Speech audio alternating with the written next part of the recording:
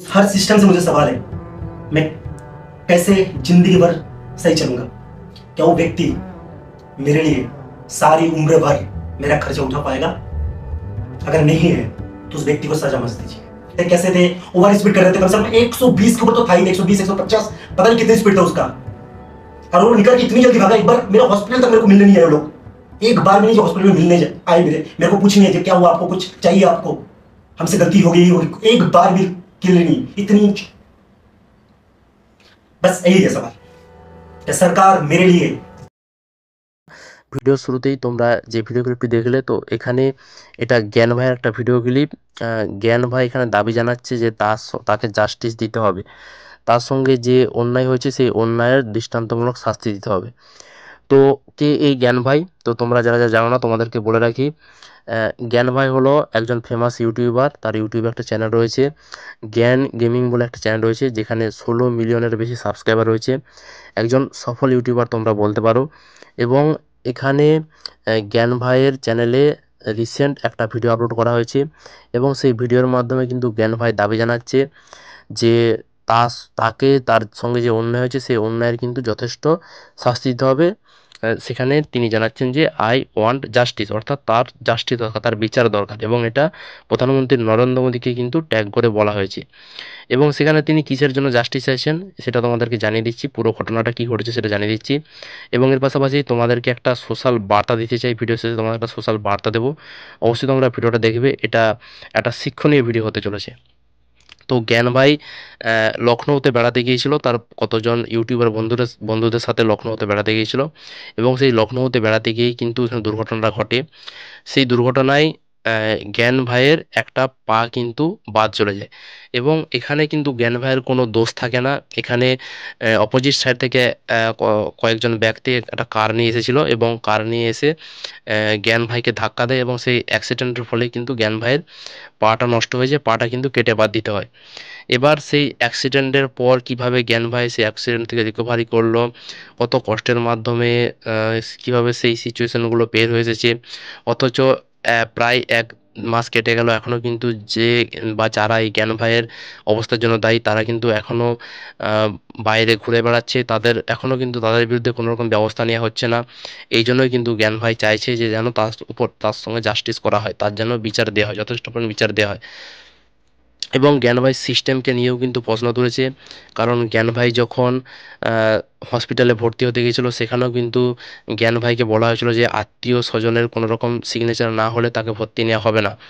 একবার তোমরাই ভেবে দেখো যে যে ব্যক্তিটার অ্যাক্সিডেন্টে পাটা নষ্ট হয়ে যাচ্ছে, পা থেকে রক্ত পড়ছে, তো সেই ব্যক্তিকে এমার্জেন্সি সিচুয়েশনে ভর্তি না করে সেখানে বলা হচ্ছে যে আত্মীয় স্বজনের সই না হলে তাকে ভর্তি নেওয়া হবে না। এটা কোন ধরনের সিস্টেম? এখানে সিস্টেমটাকে বদলানো দরকার, কারণ এটা একটা এমার্জেন্সি সিচুয়েশন। একজন ব্যক্তির জীবনের থেকেও আত্মীয় স্বজনের সইটা কি মূল্যটা বেশি? এটা প্রত্যেকের একবার হলেও ভাবা দরকার। তো সিস্টেমকে নিয়ে কিন্তু জ্ঞান ভাই প্রশ্ন তুলেছে, এবং এর পাশাপাশি জ্ঞান ভাই দাবি করছে যে একজন সুস্থ সবল ব্যক্তি যেখানে তার কোনো দোষ নেই, না দোষ থাকা সত্ত্বেও কিভাবে অন্যের ভুল গাড়ি চালানোর জন্য কিভাবে তাকে এখন সারা জীবন শাস্তি পেতে হবে। কারণ সেই সুস্থ সবল ব্যক্তিকে তার পুরো সারা জীবনের জন্য তার পাটা বাদ চলে গেল, এবার এইভাবেই তাকে সারাটা জীবন কাটাতে হবে। তাই জ্ঞান ভাই দাবি করছে যে যারা এর জন্য দায়ী তাদেরকে অবশ্যই শাস্তি দিতে হবে। এখনও কিন্তু তারা কোনো রকম শাস্তি পায়নি, তার জন্য কোনো রকম লিগ্যাল ব্যবস্থা নেওয়া হয়নি। তো জ্ঞান ভাই সেই জন্যই কিন্তু জাস্টিস চাইছে।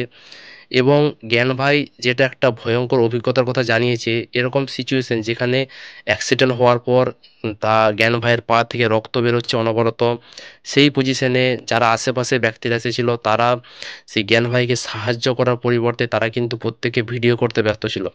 একবার তোমরা পরিস্থিতিটা ভেবে দেখো, এমন একটা সিচুয়েশন যেখানে একজন ব্যক্তি অ্যাক্সিডেন্ট হয়ে পড়ে রয়েছে, তাকে সাহায্য করার পরিবর্তে, তাকে হসপিটালে নিয়ে যাওয়ার পরিবর্তে অন্যান্য পাবলিকরা ভিডিও করতে ব্যস্ত।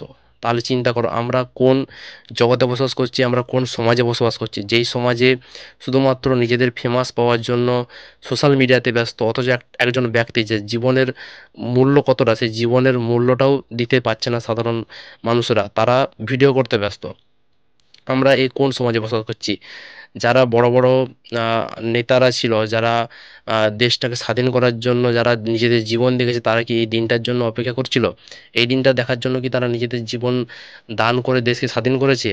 আমরা কোন সমাজে বসবাস করছি, যেখানে রিয়েল লাইফে একটা ব্যক্তিকে বাঁচানোর পরিবর্তে সেখানে সোশ্যাল মিডিয়ায় ফেম পাওয়ার জন্য ব্যস্ত একজন ব্যক্তি যে মারা যাচ্ছে, যার ইমিডিয়েট চিকিৎসার প্রয়োজন, তার পরিবর্তে সেই ব্যক্তিটার চিকিৎসা করার পরিবর্তে তাকে সাহায্য করার পরিবর্তে সোশ্যাল মিডিয়াতে ব্যস্ত। এটা কোন ধরনের সমাজ? তো এটা নিয়েও কিন্তু জ্ঞান ভাই আক্ষেপ প্রকাশ করেছে, এবং সেখানে জ্ঞান ভাই কিন্তু বারবার বলছে এটা কোন ধরনের আচরণ, মানুষদের বর্তমানে কি ধরনের যাচ্ছে, আমাদের সমাজ কিভাবে যাচ্ছে, কিভাবে এগোচ্ছে আমাদের এই বর্তমান সমাজ, যে একজন ব্যক্তি যেখানে অ্যাক্সিডেন্ট হয়ে পড়ে রয়েছে তাকে সাহায্য করার পরিবর্তে যে যার নিজেদের ভিডিও করতে কিন্তু ব্যস্ত, যেখানে বারবার সাহায্য চাইছে, কেউ কিন্তু সাহায্যের জন্য এগিয়ে আসেনি।